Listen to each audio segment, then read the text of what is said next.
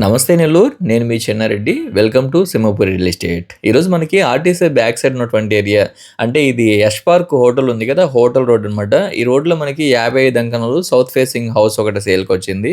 House ముందు కూడా 40 feet CC road ఉంటుంది. స్పేసియస్ రోడ్ అనమాట. ఇది మనకి ఆ హౌసు.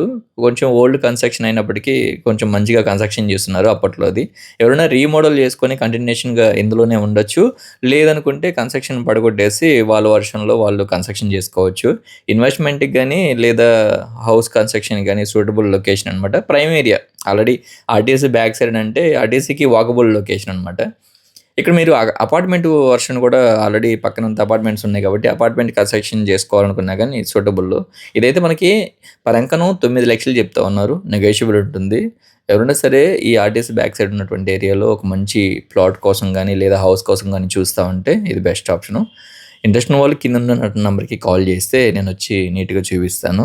ఇదొచ్చేసి మనకి హాలు, కిచెను, 3 బెడ్‌రూమ్‌లు, 3 బాత్రూములతో ఈ యొక్క హౌస్ ప్రెజెంట్ మనకి అందుబాటులో ఉంది. మనం చూస్తున్నట్లయితే అంతగాని ప్రెజెంటు మాక్సిమం చేసేసున్నారు. లేదు ప్రెజెంట్ ఉన్నటువంటి జనరేషన్‌కి ఇంకా కొంచెం అడ్వాన్స్‌డ్‌గా చేసుకోవాలనుకున్నా గానీ ఒకవేళ రీమోడల్ చేసుకుంటే మరో 20 ఇయర్స్ వరకు ఖచ్చితంగా అఫోర్డ్ చేయగలదు.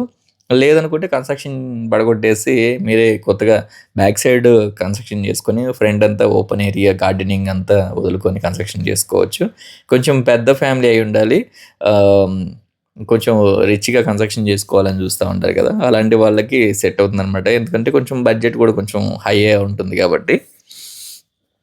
పైన ఒక రూమ్ ఉంటుంది అడిషనల్‌గా. కింద 2 బెడ్‌రూమ్‌లు, పైన ఒక బెడ్‌రూమ్ లాగా ఉంటుంది. ఆహ్, ఇదనమాట. ఎవరైనా సరే ఆర్టీసీ బ్యాక్ సైడ్ ఏరియాలో ప్లాట్ కోసం చూస్తుంటే ఇంట్రెస్ట్ ఉన్న వాళ్ళు కింద నెంబర్‌కి కాల్ చేసి విజిట్ చేయండి.